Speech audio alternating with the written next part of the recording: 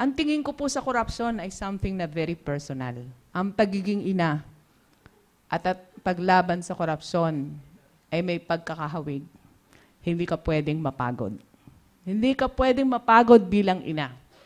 Ganon din ho, hindi ka pwedeng mapagod sa paglaban sa korupsyon.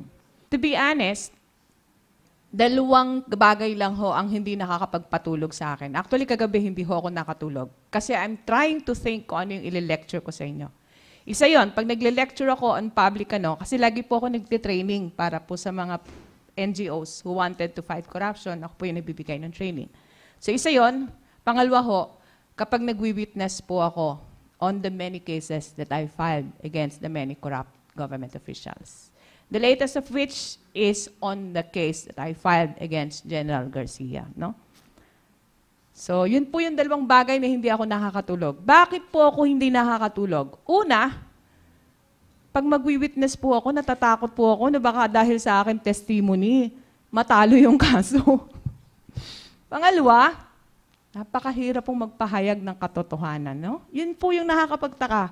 Bakit nga kung kailan yung, alam mong totoo yung sinasabi mo, pero ikaw yung nagiging nagdadala ng hirap at bigat ng pagpapahayag ng katotohanan.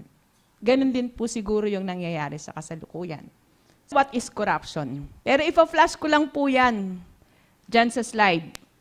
More than that, siguro ho, I'd like to define corruption in a very personal manner. It speaks something of how you were reared.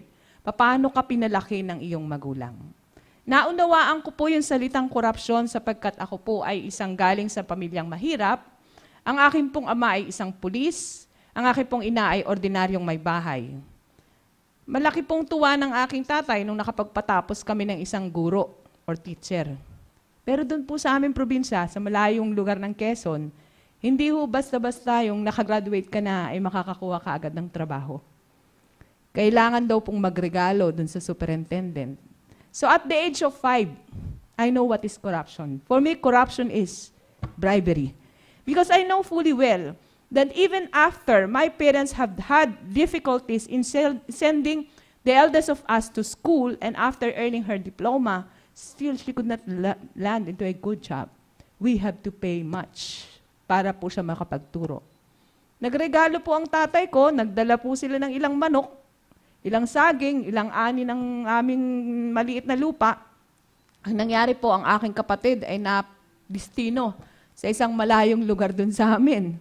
So hirap na hirap po yung kapatid ko at tuwing siya magrereklamo kung gaano kalayo ang nilalakad niya para makarating sa eskwela, naawa ho yung aking tatay. So ang kinakailangan, mag-ipon siya, magtiis kami ng konti para may malaki-laking perang may abot, may pangregalo sa superintendent ng DepEd para ho malagay sa magandang katungkulan o magandang lokasyon ang aking kapatid.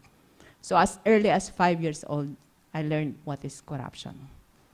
Nung ako po'y grade 4, nalaman ko rin yung corruption sapagkat tuwing bumabaha, tuwing bumabagyo, nagigiba ang aming tulay. So sinabi ko po, bakit nagigiba yung tulay? Tinatanong ko sa tatay. Eh siguro hindi matibay, anak. Ay bakit hindi matibay? And so on and so forth until after, alam ko na. Bumabaha at pag bumabaha, maraming tulay ang ginagawa, maraming tulay ang nagigiba. Marami ring bahay ang ipinapagawa. Mga bahay ng inhinyero, mga bahay ng mga politiko. And with this kind of experience, siguro hindi na kayo magtaka bakit ako pumasok sa Commission on Audit. Kaya nga sabi ko, background lang yung what is corruption, no? Kasi gusto ko pong maging mas personal. So ang sabi po nila, the use of public office for a private gain.